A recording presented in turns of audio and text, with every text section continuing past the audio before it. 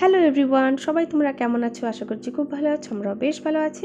আজকে নিয়ে চলে এসেছি তোমাদের কাছে আরও একটি ভিডিও। আজকের ভিডিওটা হলো অ্যাডভোকেট থিম কেকের ভিডিও, ঠিক আছে?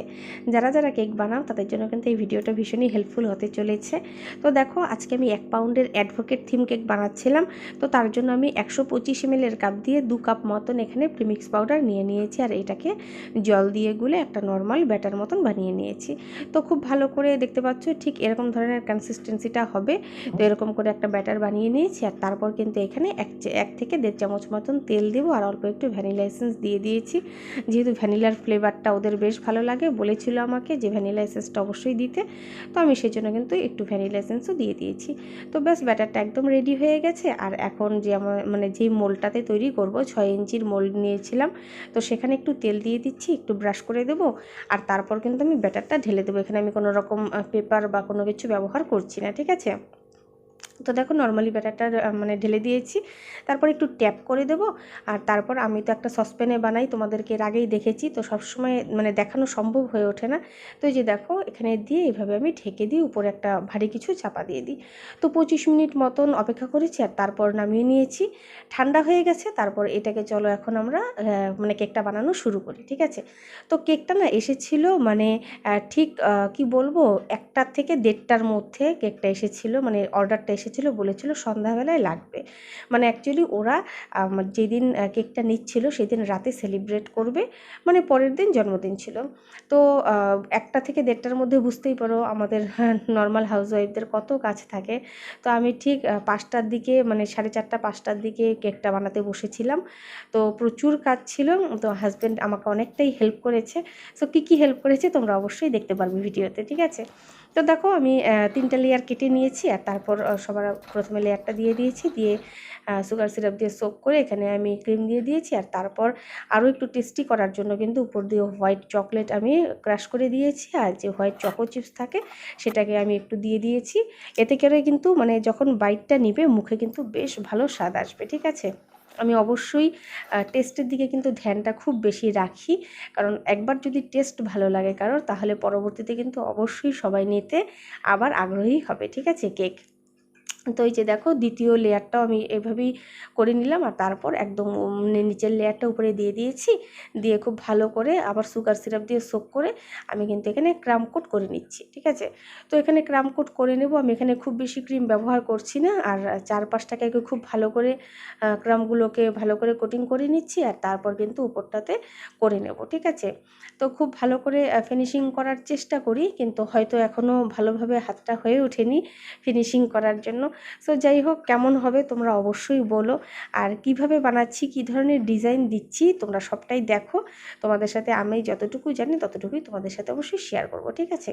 তো দেখো, হালকা হালকা করে ক্রিম নিয়ে আমি সাইডে দিয়ে খুব ভালো করে ক্রাম কোটটা করে নিচ্ছি। তো ব্যাস, ক্রাম কোট আমার হয়ে গেল, আর তার সাথে কিন্তু একটা সুন্দর পরিষ্কার কাপড় দিয়ে চারপাশটাকে এভাবে সুন্দর করে মুছে নিয়ে তারপর এটাকে আমি কম করে আধা ঘন্টা মতন ফ্রিজে রাখবো সেট হতে দেওয়ার জন্য। তো দেখো, ফ্রিজ থেকে বের করে নিয়েছি, সেট হয়ে গেছে একটু। আর তারপর কিন্তু উপরে এইভাবে একটা পাইপিং ব্যাগে আমি ক্রিম ভরে নিয়েছি, আর তারপর এখানে খুব সুন্দর করে এরকম লেয়ার লেয়ার করে আমি ক্রিমটা আগে দিয়ে নেব, তারপর এটাকে সুন্দর করে ফিনিশিং করব। এতে করে না ফিনিশিংটা করতে বেশ সুবিধা হয়। আমি আগে এরকম করতাম না, কিন্তু ইদানিং এরকম করছি, দেখছি বেশ তাড়াতাড়ি এবং বেশ সুন্দরভাবে ফিনিশিংটা হয়ে যাচ্ছে। তো দেখো, খুব সুন্দর করে করে নিয়েছি। আমি একটা প্লাস্টিকের স্ক্র্যাপার নিয়েছি, ওটা দিয়ে কিন্তু আস্তে আস্তে করে টেনে টেনে খুব ভালো করে আমি ফিনিশিংটা করে দেওয়ার চেষ্টা করছি, ঠিক আছে? তো সাইডে আমি কোনো রকম কোনো ডিজাইন ব্যবহার করিনি, নর্মালি রেখেছিলাম, আর উপরটাও যতটুকু পেরেছি ততটুকু খুব ভালো করে আমি ফিনিশিং করে দিয়েছি। সো চলো, এখন যেহেতু এটার উপরে ফন্ডেন্টের কাজ ছিল, এখন ফন্ডেন্টের কিছু কাজ করিনি। আমি কিন্তু এই যে কেকটাকে, এটাকে কিন্তু ফ্রিজে রেখে দিয়েছিলাম, আর এরপর দেখো ব্ল্যাক ফন্ডেন্ট নিয়ে নিয়েছি। এখানে একটু কর্নফ্লাওয়ার নিয়েছি, ডাস্ট করে নিয়েছি। তো ব্ল্যাক ফন্ডেন্টটা খুব ভালো করে এভাবে রোল করে নিচ্ছি। আমি যেহেতু মাঝখানে না একটা ট্যাগ মতন লাগাবো গোল টাইপের, তো সেই জন্য এটাকে একদম একটু গোল টাইপের বানিয়ে তারপর এটাকে কেটে নিচ্ছি একটা বাটির আন্দাজে। এটা কিন্তু 1 পাউন্ডের কেকের হিসেবে আমি বানাচ্ছি। তোমরা তোমাদের কেকের আন্দাজে বাটির মাপ ছোট বড় যতটুকু আন্দাজের করবে, যদি এই ডিজাইনটা তোমরা করতে চাও সেটা তোমরা ছোট বড় করে নিতে পারো, ঠিক আছে? আর এখানে নিয়েছি একটু হোয়াইট ফন্ডেন্ট। এখন এটাকে একটা বুক বানাবো, তার জন্য এখানে আমি নর্মালি একটু হোয়াইট ফন্ডেন্ট নিয়ে খুব ভালো করে এটাকে একটু বুকের মতন শেপ দিয়ে দিয়েছি। আর তারপর যে ফন্ডেন্টটা রেখেছিলাম, যে সার্কেলটা বানিয়েছিলাম, সেটার পর এটাকেই খুব ভালো করে আবার মানে গোল করে নিয়ে এটার বুকের উপরের যে কভারটা বানাবো তার জন্য একটা পাতলা শিট বানিয়ে রেখেছি। তো আমার কাছে না লাল ফন্ডেন্টের দরকার ছিল, যেহেতু আমার কাছে লাল ফন্ডেন্ট ছিল না, তো সেজন্য আমি একটু রেড কালার দিয়ে সাদার মধ্যে একটু করে নিয়েছি। যদিও বা সাদাতে লাল কালারটা দিলে কিন্তু এটা পিঙ্ক হয়ে যায়, রেড হয় না কখনোই, যতই তুমি রেড কালার মেশাও। কিন্তু কিছু করার ছিল না, তো আমি এটা দিয়ে করে নিয়েছি যতটুকু হয়েছে। তো দেখো বুকটা যে রেখেছিলাম সেই বুকটাকে এখন মাপ করে একটু কেটে নিচ্ছি, একটা মানে বুকের মানে সুন্দর একটা শেপ দিয়ে নিচ্ছি। আর নিয়ে তারপর কিন্তু উপর দিয়ে যে ব্ল্যাক ফন্ডেন্টটা আছে সেটা দিয়ে খুব ভালো করে মাপ দিয়ে নেব, ঠিক আছে? তোমরা এটা দেখেই বুঝতে পারছো আমি কীভাবে করছি। আমি চাকু দিয়ে করছিলাম, মানে ইদানিং আর কি আমি একটা পিৎজা কাটার নিয়ে এসেছি, তো ওটা দিয়ে না খুব ভালোভাবে কেটে যায়, কোনো রকম অসুবিধা হয় না, আর টানও পড়ে না ফন্ডেন্টে, ঠিক আছে? বেশ ভালো সুন্দর কাজ দিচ্ছে আমার ইদানিং। তো এই যে দেখো বুকটা কিন্তু একদম রেডি হয়ে গেছে, আর উপরের যে সাদা সাদাগুলো আছে না সেগুলো একটু ঝেড়ে ফেলে দেবে, ঠিক আছে? তো দেখো এরকম একটা বো টাইপের করে নিয়েছি। এটা না কাগজ কেটে বানিয়েছি, আর এই যে কাগজ কেটে বানানোটা এটাই কিন্তু আমার বড়মশাই আমাকে হেল্প করেছে। আর পরে বলেছি আমি ফন্ডেন্টটাকে মানে বেলে দিয়েছি আমি, আর বলেছি এটাকে একটু কাট করে দাও। তার কারণ হলো সেদিনই যেহেতু নেওয়ার কথা ছিল, তো সব কিছু আমি করতে গেলে না খুব দেরি হয়ে যাচ্ছিল, তো ওর একটু হেল্প নিয়েছিলাম। আর তারপর কিন্তু কি হয়েছে, সেদিন আর রাতে কোনো কারণে ওরা নিতে পারেনি এই কেকটা, তো বলেছে পরের দিন সকালেই নেবে। তো খুব তাড়াহুড়ো করে করেছি, কিন্তু শেষে গিয়ে আর মানে লাভটা কিছুই হলো না।